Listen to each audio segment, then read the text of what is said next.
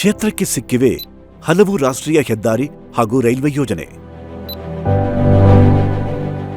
GM Siddeshwar ದೂರದೃಷ್ಟಿ ಇರುವಂತಹ ವ್ಯಕ್ತಿ. ಈ ವ್ಯಕ್ತಿ ನರೇಂದ್ರ ಮೋದಿಯವರಂತೆಯೇ ಕಪ್ಪು ಚುಕ್ಕೆಯೇ ಇಲ್ಲದಂತೆ ರಾಜಕೀಯವನ್ನು ಮಾಡಿದವರು. ಕೇಂದ್ರ ಸರ್ಕಾರ ರಸ್ತೆ ರೈಲ್ವೆಗೆ ಹೆಚ್ಚು ಮಹತ್ವ ನೀಡುವಂತೆ ದಾವಣಗೆರೆ ಅಭಿವೃದ್ಧಿಗಾಗಿ ಚಿತ್ರದುರ್ಗದಿಂದ ದಾವಣಗೆರೆ ಹರಿಹರದ ಕುಮಾರಪಟ್ಟಣಂ ರಸ್ತೆಯನ್ನು 6 ಪಥವಾಗಿ ಅಭಿವೃದ್ಧಿ ಮಾಡಿದ್ದಾರೆ.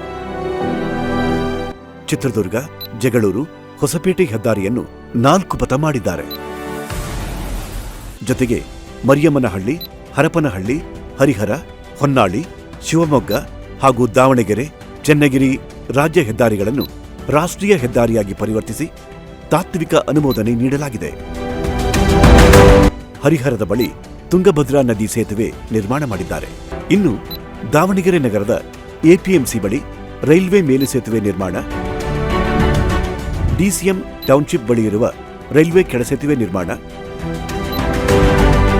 ಪದ್ಮಾಂಜಲಿ ಚಿತ್ರಮಂದಿರದ ಹತ್ತಿರ ಬೃಹತ್ ಕೆಳಸೇತುವೆ ನಿರ್ಮಾಣ ಸೇರಿದಂತೆ ಕ್ಷೇತ್ರದ ವ್ಯಾಪ್ತಿಯಲ್ಲಿ 9 ರೈಲ್ವೆ ಕ್ರಾಸಿಂಗ್ಗಳನ್ನು ತೆರವುಗೊಳಿಸಿ ಸಬ್ವೇಗಳನ್ನು ನಿರ್ಮಿಸಿದ್ದಾರೆ. ಅಮೃತ್ ಭಾರತ್ ಯೋಜನೆಯಡಿ ದಾವಣಗೆರೆ ನಗರದ ರೈಲ್ವೆ ನಿಲ್ದಾಣದಲ್ಲಿ 1ನೇ ಪ್ಲಾಟ್ಫಾರ್ಮ್ ಅನ್ನು ವಿಸ್ತರಣೆ ಮಾಡಿದರು. ಹಾಗೆಯೇ ಅಮೃತ್ ಭಾರತ್ ಸ್ಟೇಷನ್ ಯೋಜನೆಯಡಿ ಹರಿಹರ ನಗರದಲ್ಲಿ ನೂತನ ರೈಲ್ವೆ ನಿಲ್ದಾಣ ಹಾಗೂ ಪ್ಲಾಟ್ಫಾರ್ಮ್ ವಿಸ್ತರಣೆ ಮಾಡಲಾಗಿದೆ. ನಮ್ಮ ಹೆಸರು ಕೃಷ್ಣ ಅಂತ ಅಂದು ಇಲ್ಲೇ ಹರಿಹರ ನಗರವಾಸಿನೇ. ನಾವು ನೋಡ್ತಾ ಇರ್ಬೋದು, ಇಲ್ಲಿ ಹರಿಹರದ ನಮ್ಮ ರೈಲ್ವೆ ಸ್ಟೇಷನ್ ಏನಿದೆ, ಈಗ ಈ ಮೊದಲು ಭಾಳ ತುಂಬ ಚಿಕ್ಕದಾಗಿತ್ತು. ಇಲ್ಲಿ ಓಡಾಡ್ತಕ್ಕಂಥ ಟ್ರೈನ್ಗಳಾಗಲಿ ಪ್ರತಿಯೊಬ್ಬ ಪ್ಯಾಸೆಂಜರ್ಗಳಿಗೂ ತುಂಬ ಅನಾನುಕೂಲವಾಗಿತ್ತು.